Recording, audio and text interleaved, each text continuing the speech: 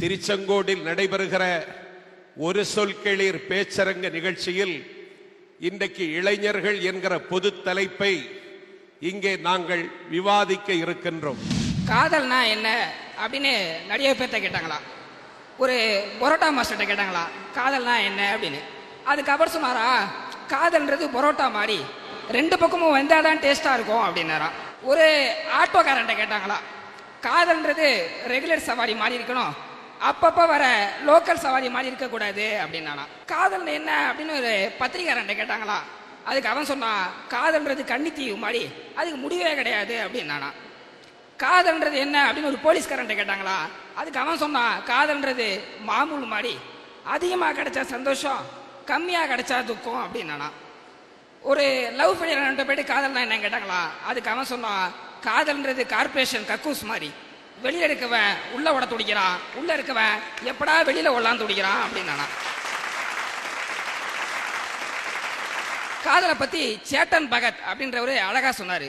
பொதுவா உலகம் முழுக்க காதல் ஒரே மாதிரி தான் நடக்குது. பையன் பொண்ணை காதலிப்பா, பொண்ணு பையனை காதலிப்பா, கல்யாணம் பண்ணிப்பாங்க. ஆனா இந்தியாவில் வித்தியாசம். அந்த பையனுக்கு பொண்ணை பிடிச்சிருக்கணும், பொண்ணுக்கு பையனை பிடிச்சிருக்கணும்.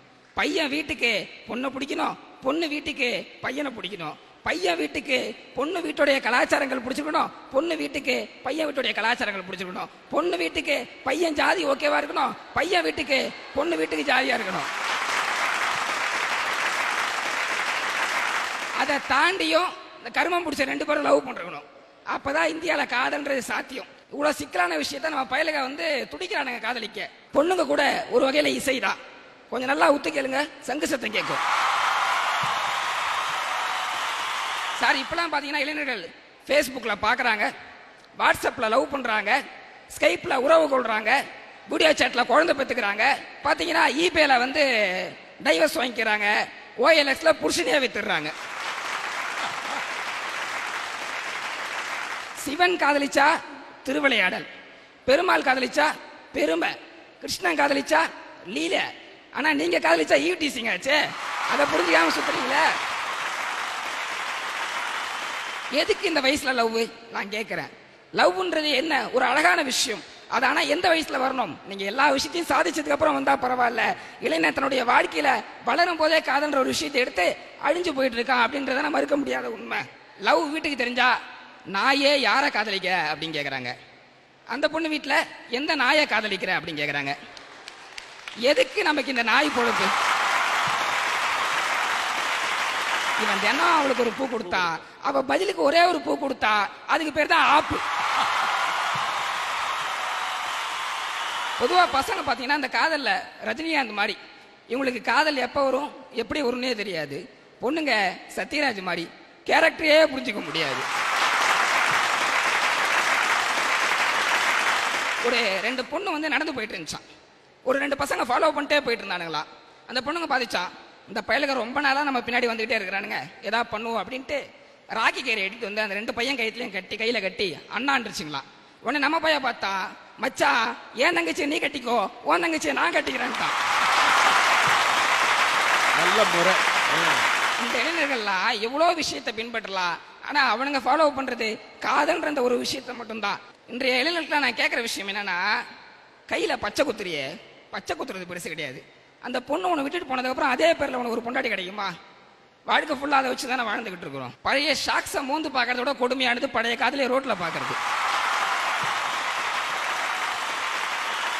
நீங்களா லவ் லெட்டர் பார்த்தீங்கன்னா பசங்களாகட்டும் பொண்ணுங்களாகட்டும் சிலர் ஓவரா ரத்தத்தில் எழுதி கொடுக்குறாங்க. ஏண்டா ரத்தத்தில் லவ் லெட்டர் எழுதி கொடுக்குறிய, அந்த பொண்ணுக்கு உன் மேலே காதல் வருமா வாந்தி வருமா? அதை பார்க்கும்போது எந்த விதத்தில் கொடுக்குற? எனக்கு தெரிஞ்ச ஒரு பையன் ஒரு பொண்ணுகிட்ட கொடுத்தா ஒரு லவ் லெட்டர், ஒரு கல்யாண பத்திரிக்கை, ஒரு கண்ணீர் அஞ்சலி போஸ்டர். அன்பே நீ என் காதலை ஏற்றுக்கொண்டால் கல்யாண பத்திரிக்கை, இல்லைனா கண்ணீர் அஞ்சலி போஸ்டர் அப்படின்னா. ஆக அந்த பொண்ணுகிட்ட தன்னுடைய வாழ்க்கையை சொல்லும் போதே சாகரத்துக்கும் அடிக்கிறானே, இவங்க கூட அந்த பொண்ணு எப்படி வாழ்வா? உங்களை வச்சு நீங்க வாழ்ந்தீங்களோ இல்லையாடா, உங்களை வச்சு எல்லாரும் வாழ்றானுங்க.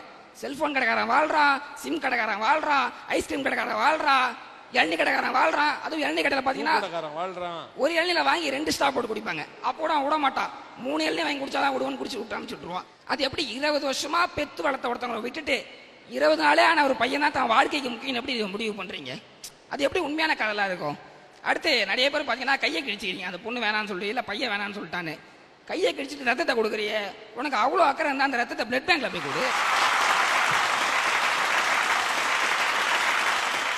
எந்த பெண்ணோட அழகை இவனுக்கு பிடிச்ச அந்த பொண்ணுக்கு காதலை சொல்றான், ஆனா அந்த பொண்ணு இவனை வேணான்னு சொன்ன உடனே அதே பொண்ணு மேல ஆசிட் ஊத்துறியே, மூதேவி நீலாம் உருப்படுவியா? One boy is in a village. ஒரு கிராமத்துல ஒரு பையன் இருந்தான். he have a close friend. அவனுக்கு ஒரு நெருங்கிய நண்பன் இருந்தான். the village boy love one girl. அந்த கிராமத்து பையன் ஒரு பொண்ணை காதலிச்சான். one day the love is failure. ஒரு நாள் அந்த காதல் புட்டுக்குச்சு. the friend is going to solve the problem. அந்த கிராமத்து பையன் லவ் எடுத்து சொல்ல போனான். but he not returned. அவன் திரும்ப வரவே இல்லை. why ஏன் தெரியுமா? because both are escape. அவங்க ரெண்டு பேரும் ஓட்டாங்க. இன்னைக்கு லவ்லாம் இவ்வளோ கேவலமாக போயிட்டு இருக்கு. தயவு செய்து இளைஞர்களே, உங்களுடைய பாதையை வேற விஷயத்துல போடுங்க. அப்துல் கலாம் உங்களை 2020 இந்தியா வல்லரசுன்னு கனவு காண சொன்னா, நீங்க காண்ற கனவோ கலர் மேலவா இருக்கிறது. இளைஞர்களே, காதலியுங்கள். காதலில் விடும் சந்தியாவை அல்ல, சிக்கலில் தவிக்கும் நாம் இந்தியாவை என்று இந்த நேரத்தில் தெரிவிச்சுக்கிறேன்.